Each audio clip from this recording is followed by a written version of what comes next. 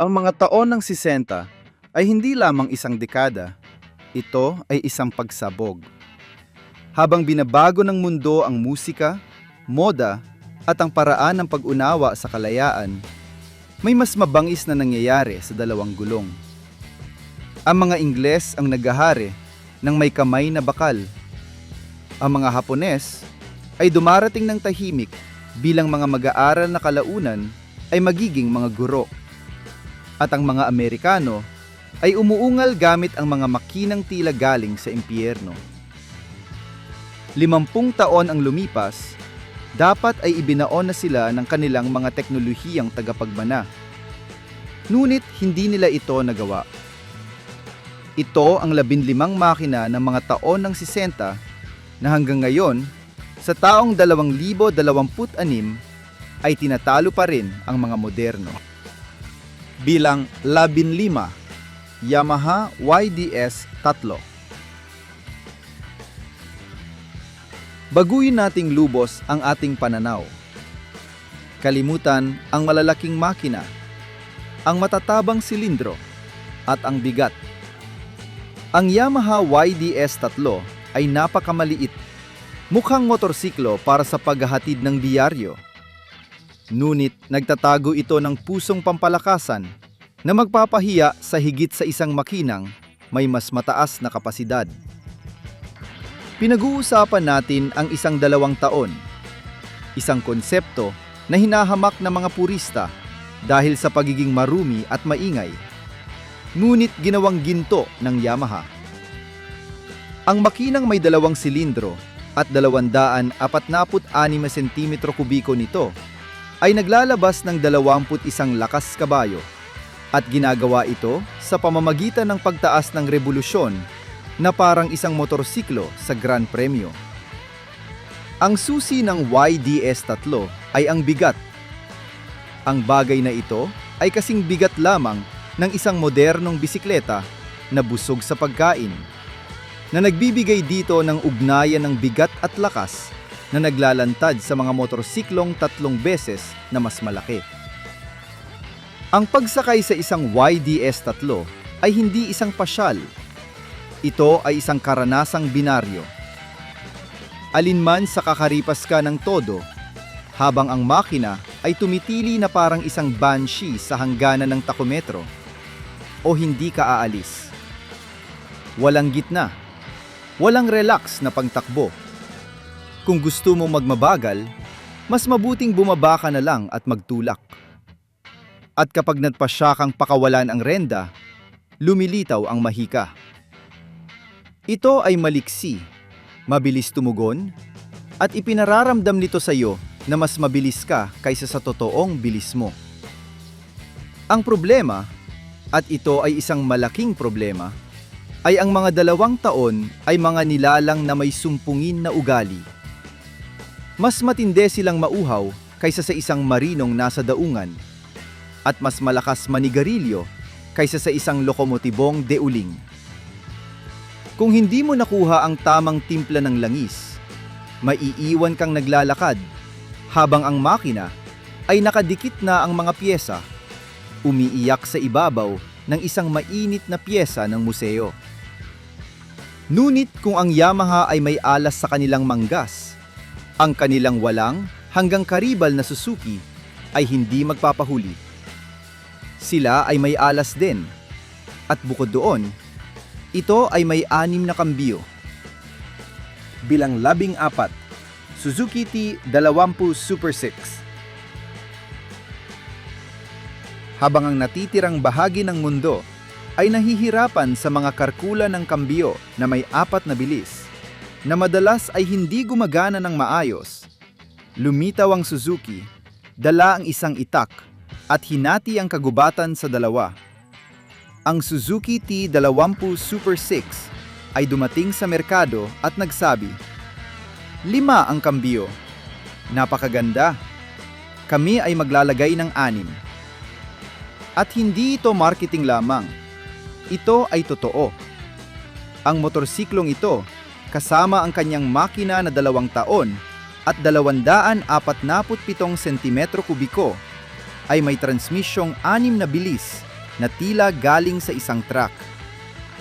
Ang resulta ay isang maliit na halimaw na kayang manatili sa bahagi ng lakas, anuman ang mangyari. Walang pakialam kung paakyat ka, may pasalubong na hangin, o humihila ng isang imahinasyong sidecar. Lagi kang may isang kambiyo pa upang pahabain ang saya. Ang 29 na lakas kabayo nito ay nagluklok dito bilang isa sa pinakamabilis na 2 taon sa panahon nito. Bumibilis ito ng may galit na kinatatakutan ng mga 4 na taon na may mas mataas na kapasidad at iniwan ang mga kakumpitinsyang Hapones na nagtataka kung paano nila ito nagawa. Tinawag itong Super 6 ng Suzuki nang walang pag-aalinlangan at hindi sila nagbibiro. Ito ay mabilis, magaan at mayroong kislap ng kabaliwan na tanging mga 2 taon lang ang nakakaalam kung paano ibigay. Ang problema ay ang lahat ng pagiging komplikado ng mekaniko ay may kapalit na presyo. Ang 6 na kambiyo ay nangangahulugan ng mas maraming piyesa, mas maraming bagay na maaaring masira, mas maraming pag-aalaga. At bilang isang mahusay na 2 taon, nanatili itong isang mapaghanap na kasintahan na nangangailangan ng palagiang paglalambing at isang perpektong timpla ng langis. Sa katunayan, isa sa mga pinakaambisyoso ay muntik ng maging isang malamat na kabiguan. Ngunit mula sa kabiguang iyon, isinilang ang pagkahumaling sa pagiging perpekto. Bilang 13, Honda CB45 Black Bomber. Ang Honda ay may problema. Sinakop na nilang mundo gamit ang maliliit, maaasahan at simpleng motorsiklo. Ngunit sa Estados Unidos at Europa, ang dangal ay silusukat sa sentimetro kubiko. Kailangan nila ng isang malaking motorsiklo at kailangan nila ito agad.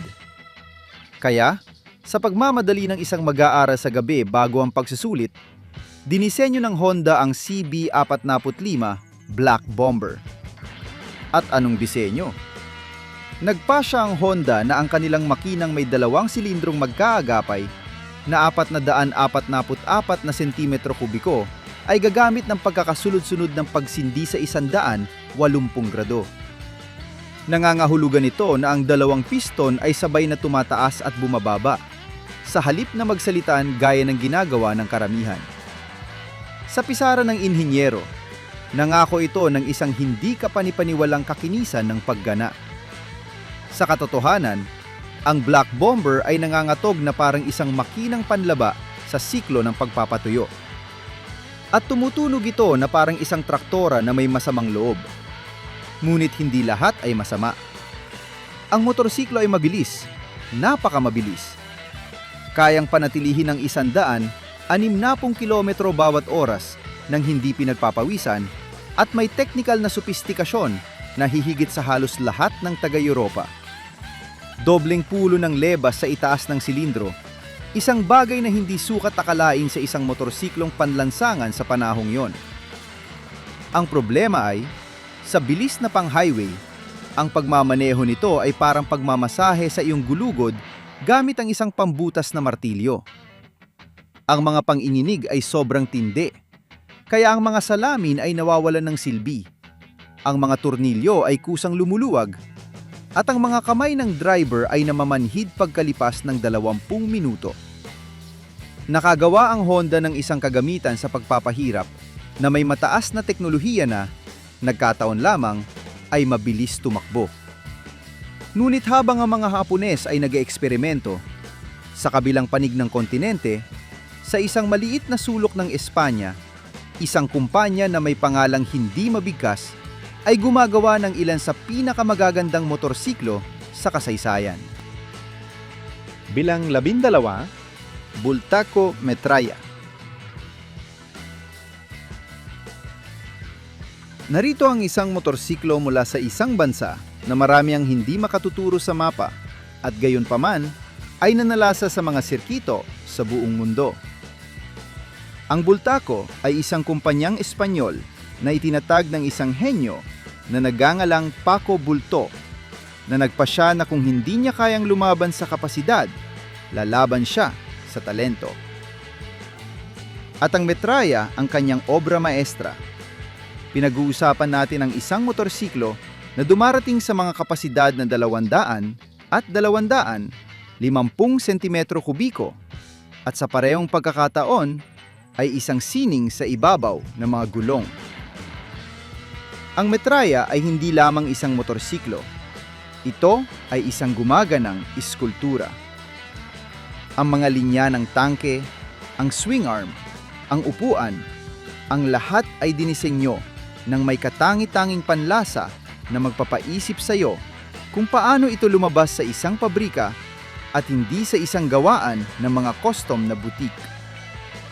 Ang inhinyeriya ay kapantay ng disenyo. Ang mga ito ay magaan, hindi kapanipaniwalang madaling maniobrahin at may tiyak na lakas na nagpapahiya sa mga motorsiklong may mas malaking kapasidad. Sa isang kalsadang may mga kurbada, ang isang Bultaco Metralla ay kayang sumabay sa bilis ng mga makinang mas malaki at mas malakas. At bukod doon, ginagawa nito ito ng may nakagugulat na kagandahan. Ang problema, gaya ng lagi sa maliliit na tatak, ay ang network ng pamamahagi. Sa labas ng Espanya, ang paghahanap ng isang dealer ng Bultaco ay parang paghahanap ng karayom sa tumpok ng dayami. At kung may masira man, kalimutan mo na ang pagbili ng pyesa sa kanto. At kung napatunayan ng Bultaco na ang talento ay hindi kumikilala ng hangganan, sa Italia ay dinala nila ito sa mas mataas na antas. Doon ay hindi sila gumagawa ng mga motorsiklo. Gumagawa sila ng sining na may makina. At kung minsan, ang sining na yon ay napakakomplikado, kaya nakakatakot. Bilang 11, Ducati 200, 50 match isa. Dumating tayo sa pagiging seryosong Italyano. Ang Ducati 200, 50 match isa ay hindi isang motorsiklo. Ito ay isang pahayag ng mga prinsipyo. Tumingin ang Ducati sa mundo at nagsabi, "Hindi kami gagawa ng mga motor para pamasada sa trabaho. Gumagawa kami ng mga gumagalaw na iskultura upang pangarapin ng mga kalalakihan." At ang match isa ay ang pangarap na naging katotohanan. Ang kanyang malaking trick sa mahika ay ang sistemang valves desmodromicas. Habang ang natitirang bahagi ng mundo ay gumagamit ng mga mule upang isara ang mga balbula, ang Ducati ay nagsabi, "Ang mga mule ay para sa mga duwag. Isasara namin ang mga ito gamit ang isang sistemang mechanical dahil ito ay mas komplikado, mas mahal, at napakahusay." At tama sila. Ang sistemang iyon ay nagpahintulot sa kanyang makina na may iisang silindro at 249 na sentimetro kubiko na uminog na parang isang motor sa karera. Napilit na inaabot ang lakas hanggang sa mga limitasyong hindi inaasahan. Tumutulog ito na parang isang ametralladora kapag binibilisan mo ang ikot at tumutugon ng may agresibidad na nakakaakit. Ito ay napakaganda, sopistikado at mayroong hindi ko alam kung ano na Italyano na magpapatawad sa iyo sa lahat ng kanyang mga kasalanan. Dahil mayroon siya nito. Ang sistemang desmodromiko ay isang kahanga-hangang bagay kapag gumagana. Ngunit kapag may nabigo, kailangan mo ng isang inhinyero aerospatial na may titulo sa mekanika de presisyon upang ayusin ito.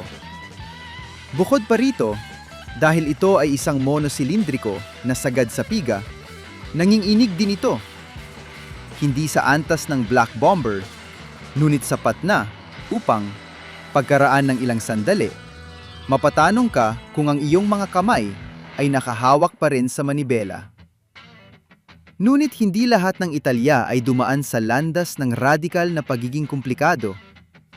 Sa Mandello del Lario, ang isa pang tatak ay bumubuo ng isang bagay naganap na kakaiba. Isang bagay na tatagal ng ilang dekada na halos walang pagbabago. Bilang 10, Moto Guzzi V7. Ang Moto Guzzi V7 ay hindi nakakakuha ng atensyon sa unang tingin. Ito ay simple, halos maputla. Ngunit ang tila simpleng motor na ito ay ang lola ng isa sa mga pinakamatagal na dinastiya sa kasaysayan ng makina. Ang makinang V-twin transversal na 700 at 3 cm kubiko na nakikita mo riyan, na may mga silindrong nakalabas sa mga gilid na parang mga pakpak ng isang ibong metal, ay ang parehong konsepto na patuloy na ginagamit ng Moto Guzzi ngayon. Ang V7 ay isinilang para sa isang napakatiyak na layunin. Ang sangkapan ang pulisya at ang hukbo. Kaya naman ito ay binuo na parang isang tangke. Matatag, maaasahan, at may pagbibigay ng lakas na napakakinis na tila walang katapusan. Ang transmisyong kardan ay nag-alis ng mga problema sa kadena at ang kabuuan ay dinisenyo upang gumana sa loob ng maraming taon na may kaunting pag-aalaga. Hindi ito isang motor para sa mga magkakarera o mga namamasyal tuwing linggo. Ito ay para sa mga taong kailangan na ang kanilang sasakyan ay umandar tuwing umaga, umulan man, bumagsak ang yelo o umaraw. Ito ang katumbas na motor ng isang mahusay na bota sa trabaho. Pangit, ngunit hindi masisira. Ang problema ay, sa katunayan, ito ay medyo matabang. Kung iahambing sa mga pampalakasan na Hapones o sa mga Briton, ang V7 ay may karisma ng isang prigideryo. Ito ay mabigat, hindi gaanong mabilis, at ang kanyang kilos ay, sabihin na nating, tahimik.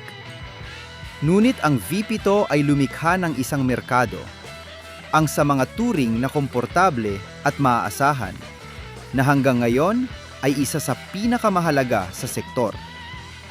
Gayunpaman, habang ang mga Italyano ay nagbubuo para tumagal, sa kabilang panig ng dagat sa Estados Unidos, mayroong mga nagbubuo para manakot.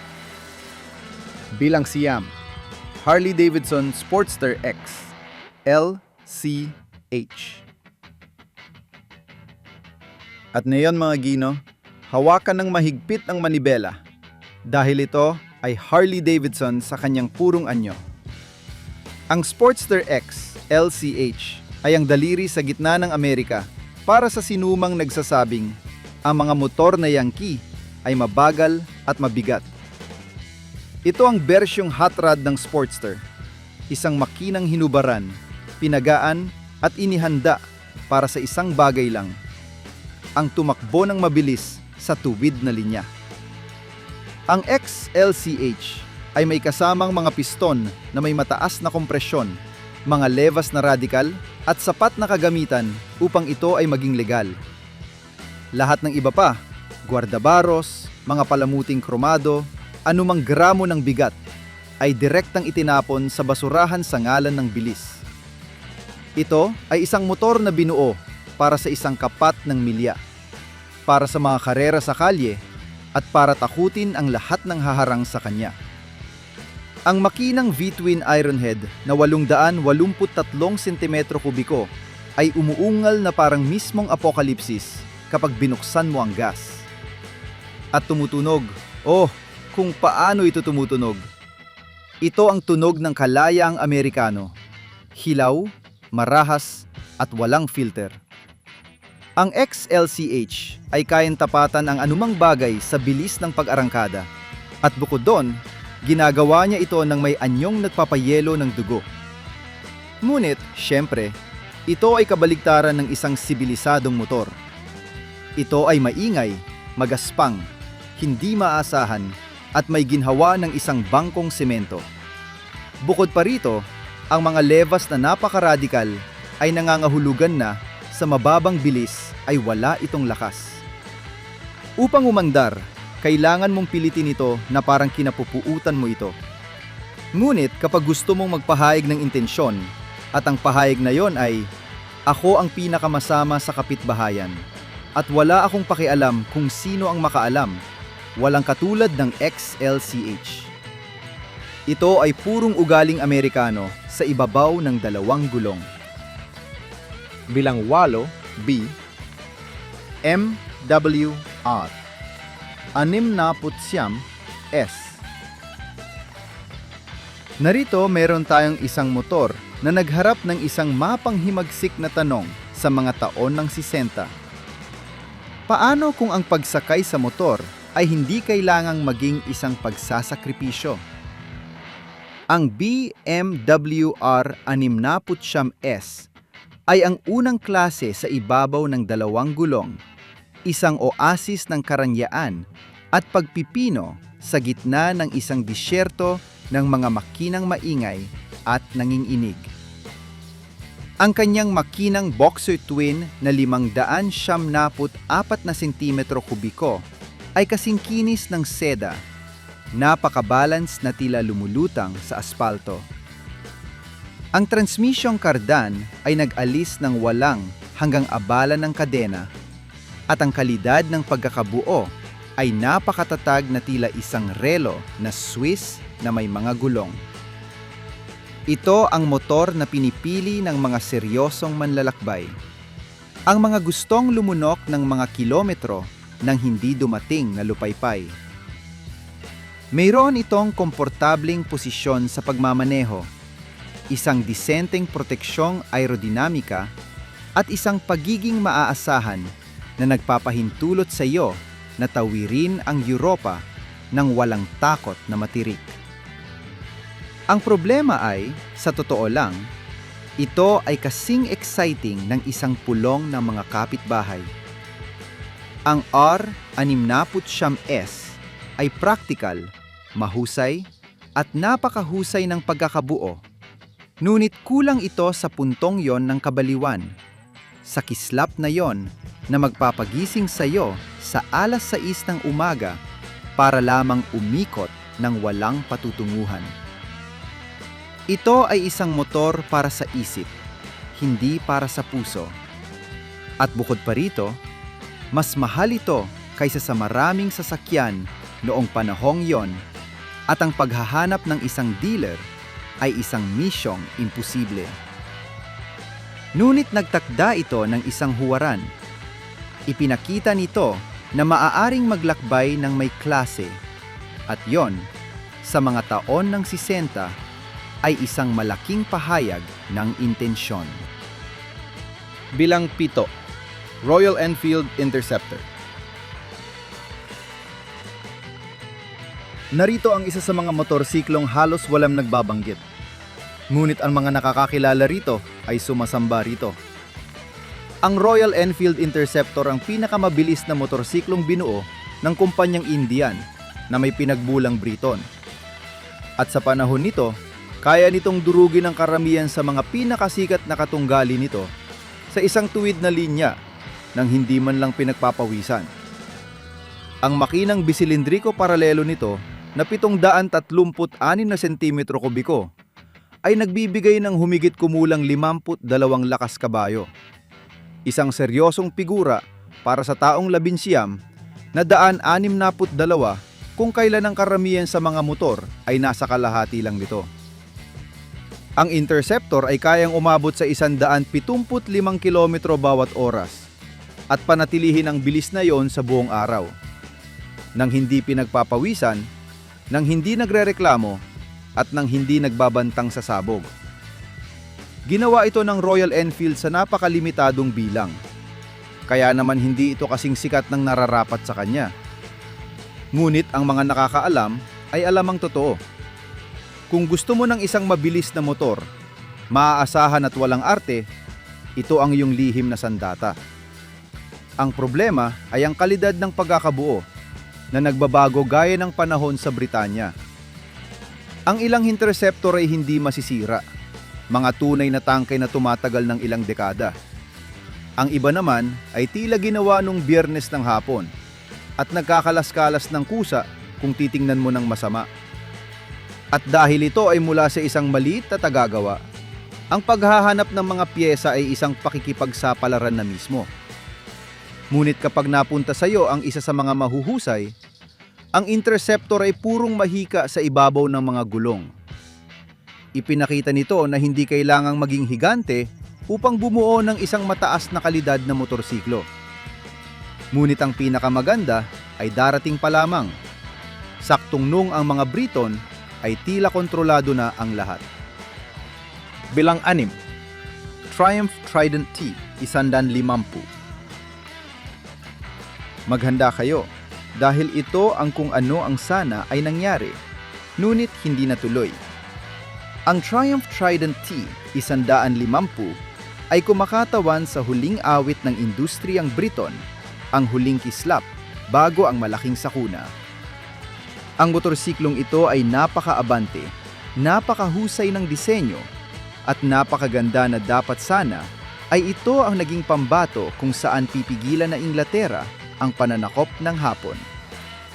Ang makinang tritsilindriko sa linya nito na 740 cm3 ay isang obra maestra ng inhinyeriya. Tumutunog ito na parang walang ibang makina sa lupa, isang timpla ng malalim na hilik at mekanikal na alulong na nagpapatayo ng balahibo. Nagbigay ito ng 58 lakas kabayo, isang tunay na halimaw noong 1969 at tumatakbo ng may katumpakan na nagpapahiya sa mga katunggali nito. Ang Trident ay mabilis, maaasahan at napakaganda. Ito ang inhinyeriyang Briton sa rurok ng ningning nito. Lahat sa kanya ay amoy kalidad at sopistikasyon. Ngunit dumating ito ng huli. Napakahuli. Noong lumitaw ang Trident sa mga tindahan, inilabas na ng Honda ang CB 750 at ang buong mundo ay nakatingin sa Hapon na dilat ang mga mata.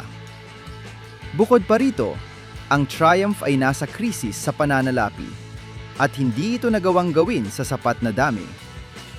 Ang Trident ay nanatiling isang maliit na obra maestra, isang kislap ng katalinuhan sa isang inihayag na paglubog. Ngunit ipinaalala nito sa atin na ang mga Ingles ay mayroon pa ring sasabihin. At ablando sa pagsasabi, ang susunod na motor ay hindi nagsasalita, sumisigaw ito. At ginagawa niya ito mula sa podyo. Bilang 5. BSA Gold Star DBD 34.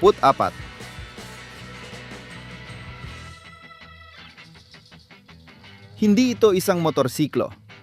Ito ay isang sandata ng digmaan. Ang BSA Gold Star DBD 34 ay hindi ginawa para pumasok sa trabaho o para mamasyal tuwing linggo. Ginawa ito para manalo sa mga karera at yun lang. Ang makinang monosilindriko nito na 400 na sentimetro kubiko ang pinakaabanteng pampasibad ng karera sa panahon nito. May ulo ng makinang gawa sa magaang na haluang metal, malalaking balbula, mga levas na pampalakasan at isang ugnayan ng kompresyon na napakataas na nangangailangan ng gasolina para sa karera anuman ang mangyari. Ang hayop na ito ay naglalabas ng napakatinding lakas mula sa iisang silindro lamang. Ang Gold Star ay naghari sa lahat ng humarang sa kanya. Mga karera sa kalsada, trial, motocross, karera sa bundok. Kung mayroong kompetisyon sa ibabaw ng dalawang gulong, ang pinakamalamang ay isang Gold Star ang nananalo roon. Napakahusay nito, kaya ang mga katunggali nito ay tila sumusuko na. Ngunit, syempre, ito ay isang hayop na hindi mapaamo. Umuungal ito, nanginginig, maingay, at nangangailangan ng palagiang pag-aalaga na parang isang diva sa opera. Ang panginginig ay napakabangis na kaya nitong paluwagin ang iyong mga pasta sa ngipin. Ngunit pagdating sa purong pagganap, walang tatalo sa kanya. Ito ang motorsiklong binibili ng mga tunay na driver kapag gusto nilang manalo. At nanalo nga sila. Bilang 4. Triumph Bonneville T-120. Dumating tayo sa simbolo. Kapag may nagsabing klasikong motor, ang imaheng pumapasok sa isip ay ito. Ang Triumph Bonneville T-120 ay hindi lamang naging isang motorsiklo. Ito ay naging isang kultural na penomena na nagtakda ng estetika ng isang buong dekada. Ang makinang bisilindriko paralelo nito na 649 na sentimetro kubiko ay ang perpektong kombinasyon ng lakas, tunog at estilo. 46 na lakas kabayo na nagpaparamdam sa iyong mabilis ka nang hindi kailangang maging parang kamikaze at isang tambutsyo na tumutunog na parang makalangit na musika. Ngunit higit pa sa mga numero, ang Bonneville ay purong kagandahan. Ito ang motor ng mga rockers, ng mga cafe racers, ng lahat ng nagnanais na magpakita ng imahe ng paghihimagsik ng walang kahirap-hirap. Lumitaw ito sa mga pelikula, nagbigay inspirasyon sa mga kanta, at naging simbolo ng kontrakultura sa ibabaw ng mga gulong. Noong kailangan ni Marlon Brando ng isang motor na magmumukhang matigas, pinili niya ang isang Triumph. Ngayon naman, ang mga Briton sa panahong yon ay may dalawang malaking kasalanan. Nagtataga sila ng langis sa bawat dugtungan at ang kanilang kuryente ay tila dinisenyo ng isang kaaway. Nag-iiwan sila ng mga lawa kung saan man sila pumarada at tumatangging umandar sa pinakamalalang sandali. Ngunit walang may pakialam kapag nagmamaneho ng isang Bonneville. Meron itong kaluluwa, karakter, at sapat na karisma upang patawarin ang lahat ng kanyang mga depekto. Ito ang pagiging hindi perpekto na ginawang obra maestra. Bilang 3, Norton Commando 750. Mga lunti at gino, narating na natin ang tuktok ng inhinyeriyang Briton. Ang Norton Commando 750 ang lahat ng dapat na naging katangian ng mga motor na Ingles noon pa man. Mabilis, maaasahan, makinis, at may estetikong nakakapigil hininga. Nalutas ng mga inhinyero ng Norton ang malaking problema ng mga Briton na may 2 silindro, ang panghinginig. Ipinwesto nila ang buong sistema ng makina at transmisyon sa mga suportang goma na lumika sa sistemang isolastic na nagpadulas sa komando na parang isang turbina. Ngunit hindi nawawala ang kahit katiting na espesyal na karakter na Briton. Ang makina nito na 745 cm kubiko ay nagbigay ng 60 lakas kabayo at kayang umabot sa 180 kilometro bawat oras. Ngunit ang mahalaga ay nagawa nito iyon nang hindi nanghinginig ang iyong mga ngipin. Nanalo ang komando ng parangal na motorsiklo ng taon mula sa magasin na Motorcycle News sa loob ng 5 magkakasunod na taon. 5 taon. Ang motor na ito ay napakahusay, kaya napanatili nitong buhay ang Norton noong unang bahagi ng mga taon ng 70 nang halos mag-isa lang siya. Ito ay napakaganda, mabilis, madaling kontrolin, at may tamang timpla ng karakter para mapaiibig ka ng lubusan. Ang problema ay, bilang isang mabuting Briton, ang kontrol sa kalidad ay isang loterya. Ang iba ay hindi masisira, ang iba naman ay isang malalim na balon ng perang walang hangganan. Ngunit kapag ang lahat ay gumagana, ang komando ay perpeksyon sa ibabaw ng mga gulong. Ang pinakamalapit na narating ng Inglaterra sa walang hanggang kaluwalhatian. Bilang 2, Velocet Venom Clubman / Thruxton. At ngayon, ang sorpresa. Ang motor na iilan lamang ang umaasa. Ngunit alam ng mga nakakaalam na nararapat na mapunta rito. Ang Velocet Venom sa mga bersyon nitong Clubman o Thruxton, ang huling dakilang bala ng Inglaterra na may iisang silindro. Habang ang lahat ay nakatingin sa mga may maraming silindro, ipinagpatuloy ng Veloset ang pagperpekto sa iisang silindro hanggang sa mga limitasyong hindi inaasahan. Ang makina nito na 500 sentimetro kubiko ay isang obra ng katumpakan. Gamit ang karinado ng Thruxton, kaya nitong sumagi sa 100 milya bawat oras. Isang bagay na hindi kapanipaniwala para sa iisang piston noong mga taon ng 60. Ngunit ang mahalaga ay hindi ang sagad na bilis, kundi kung paano ito nakakarating doon. Ang Venom ay isang motor para sa mga driver. Hinihiling nito na alam mo kung paano ito dalhin, na nauunawaan mo ang mga reaksyon nito, na humihinga kang kasabay nito. Ito ay magaan, madaling manyobrahin, at may sasis na tila binabasa ang iyong isip. Sa isang kalsadang may mga kurbada, kaya nitong sumabay sa bilis ng mga motor na mas malakas dahil ikaw ay nakatodo sa lahat ng oras, nang walang takot, nang walang komplikado. Ito ay purong esensya ng pagmumotorsiklo. Ang problema, gaya ng dati, ay ang pagkakaroon nito. Ang Veloset ay isang artisano, hindi isang pabrikang pangmaramihan. Ang mga ito ay mahal, mahirap makuha, at kapag may nasira, ang pakikipagsapalaran para makahanap ng mga pyesa ay epiko. Ngunit ang Venom ay kumakatawan sa hindi mapaamong espiritu ng inhinyeriyang Briton. Ang patunay na gamit ang talento at obsesyon ay kayang hamunin ang mga higante. Hanggang sa dumating ang huling higante. Bilang isa, Honda CB 750. Narito na siya, ang nagpabago sa lahat. Ang motor na humawak sa industriya ng mundo, niyugyug ito sa buhok at muling binuo ayon sa kagustuhan nito. Ang Honda CB 750 ay hindi nagbigay ng rebelyon sa pagmomotorsiklo. Inimbento nito itong muli mula sa simula.